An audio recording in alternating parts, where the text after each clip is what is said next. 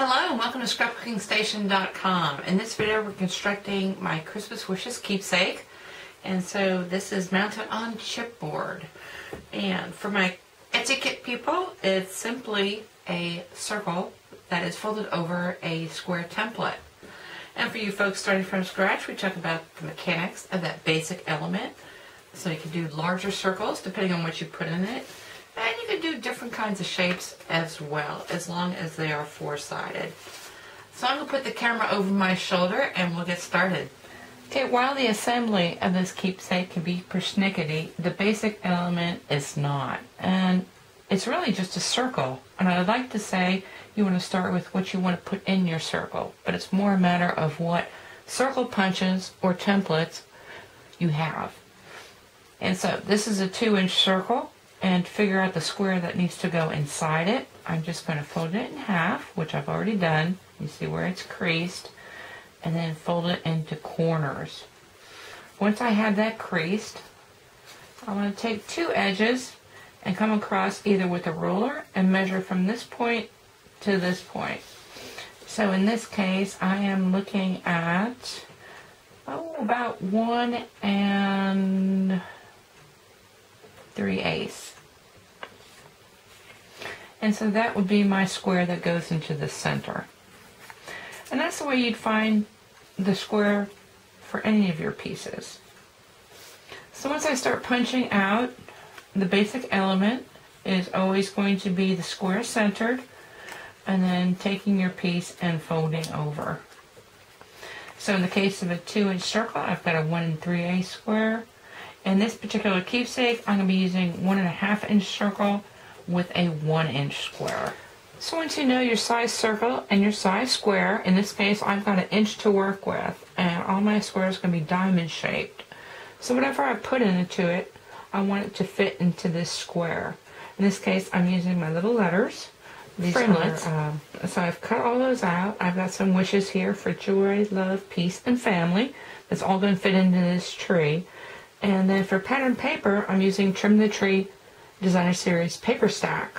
So these are 4x6 sheets, and conveniently enough, there's 12 sheets here, each double-sided, so I've got 24 patterns to work with. And so this is going to be my tree for my keepsake. And I'm going to want to take each one, and I'm going to fold over using my 1-inch template. I'm going to center that. So that's meaning the corners are going to come up to the edge of the circle, and just fold each one over. Now I've got a patterned paper that's got an angle. I just want to be careful of which way I do that. So I could show you all 24, but I'm going to do that and be back with what goes inside. After I folded all my circles, my tree was a little bit squat. I've got a little more space, so I stretched it out this way by putting in some pattern garden green, which is just a coordinating pattern paper. So now I'm going to take a photo of this for all my folks with cardstock, because this is kind of how it goes. Now you can always turn things around because everything's double-sided, even the garden greens. And now we're going to work on what goes on the inside, which are my wishes. And so this is kind of another mass production. I'm just going to put a little bit of glue behind each of the center of the letters, since the letter is going to extend beyond the circle. Now I'm going to use my grid paper, which is also included in your kit, to kind of center the circle, so I make sure my letter is somewhat centered. It's not all that critical. So get that on there good. And then for each of the letters, once you have that on there, you want to grab a dimensional and center that on the back of your circle.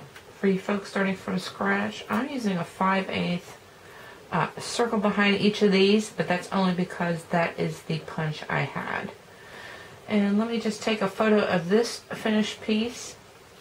Basically, it is family with gold letters on the early espresso circles, and then peace in the green on the gold circles, love in the cherry cobbler on gold circles, and then early espresso joy on gold circles, and then a gold star on the early espresso.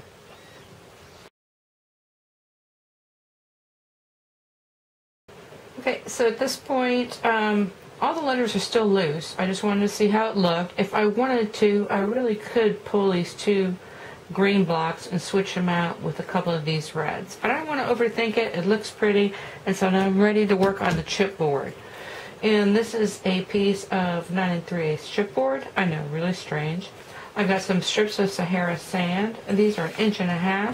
And all I'm going to do is I'm going to let them extend over each end, but right up against the edge. And I'm going to put these all the way around. This one first, and then this one coming around this way.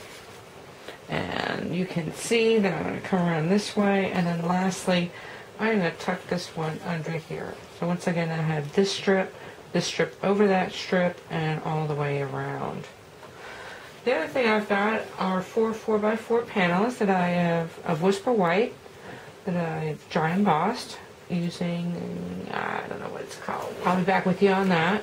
And a scrap piece of cardstock. And so all I'm going to do is put these end to end. They probably will not match up, but just to have as small a seam as possible. And this cardstock is like 7 3/4 by 7 3/4. Once I get those on there, I'm going to center that onto my chipboard.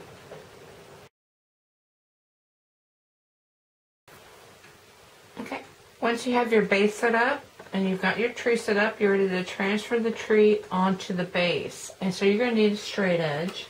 I've got this clear ruler. It just needs to go beyond your chipboard. The first one is easy enough. Go ahead and take out anything that you've got in there, and all you're going to want to do is glue the back. I put a decent amount of glue on there. The first one, in this case, since my background is cut into pieces, is easy, but you want to start right at the top and just kind of keep them square. So in this case, I'm going to use these lines and my center line. Once you've got that on there, you want to move the other two over. And notice I haven't filled in the square yet.